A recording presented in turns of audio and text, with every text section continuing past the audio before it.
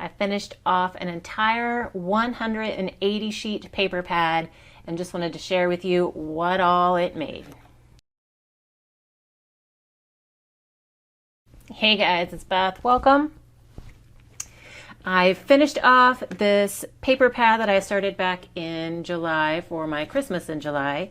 Finally finished it at the beginning of August. It's a recollections pad from 2013.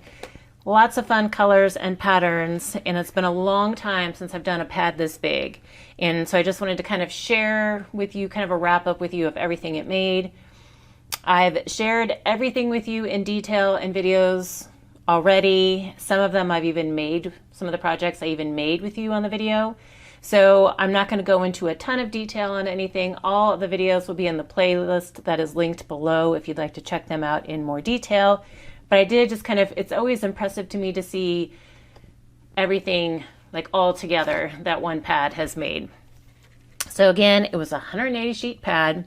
Started it, well, I had worked in it a little bit here and there in years past, but really started into it in full force in July.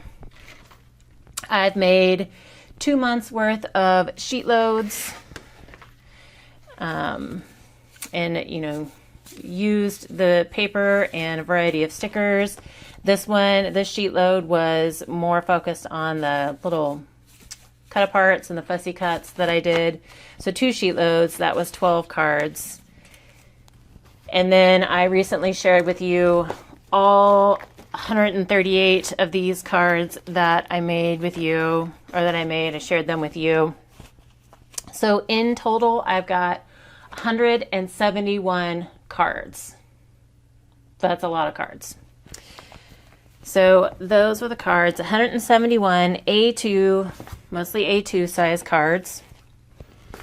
I also shared with you recently the December dailies that I made for my daughters to use for their December writing assignments. I made 2 of those plus this little book that I still need to add the binding to. Those were 2 different countdowns. And then I've made 94 hot cocoa packets. And again, these are ones that I did make with you. And I made 2 different versions. I have like this little pouch style that I used, and I had done this one just because it used up a good amount of paper. So I have probably about 40, less than probably 45-ish of these pouches, and just decorated them up with some of the cut aparts that I had, along with some cards that were from a Christmas game from Dollar Tree. And then I also showed you how I make these envelope style ones. These are just like the long business size envelopes is what a lot of people use. Mine are bigger because I happen to have a stash of these that I'm trying to use up. But basically you cut them in half and decorate them up, and they can hold. I'm going to use these for hot cocoa packets for my craft shows. Slip in some hot cocoa and a candy cane or something like that, and then you package it up. And these I kind of all decorated similarly, just depends on the paper that I used. So 171 cards, 94 hot cocoa packets, 2 decent sized journals, and then an extra little countdown book. That is what I got from my 180 sheet pad. And I used up a ton of Christmas stickers. Let me get that out of the way.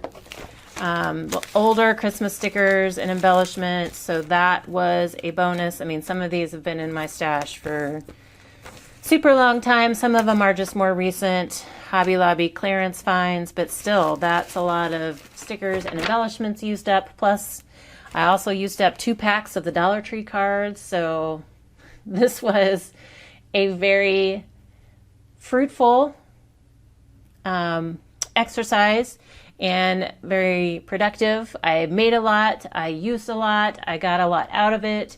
I've got a good stash built up for craft shows coming up this fall and winter. Plus I have a ton of cards that I can donate. I've talked before about donating some to Cards for Hospitalized Kids and some to maybe Cards for Soldiers. So yeah, I feel really good about this. I was a little worried at the beginning of August when I was still had a ton of this pad left to use, and I really needed to be done so I could move on to my August projects.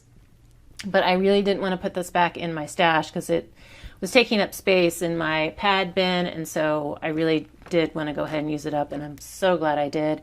I hope you guys found some type of inspiration through this, whether it's, you know, pulling out old stuff in your stash. It could have been in your stash for a long time and it's still good paper. It's still cute. I've talked about how if you don't like some of the patterns, turn it over, use the white side just like you would white cardstock for matting, for stamping. You know, old embellishments worked well too.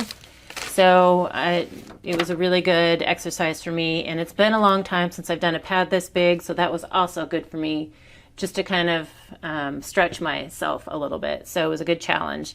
But again, hopefully you guys got something useful out of this series. I do have a ton more pads in my stash, so for those of you that are new to my channel, you can look in past videos of my pad projects. There's been a ton that I've used and I still have a ton more to go. So I intend to take you all along on that journey with me. So thank you all so very much for sticking through this long project with me. Thank you so very much for your time today and hope you all have a very crafty day.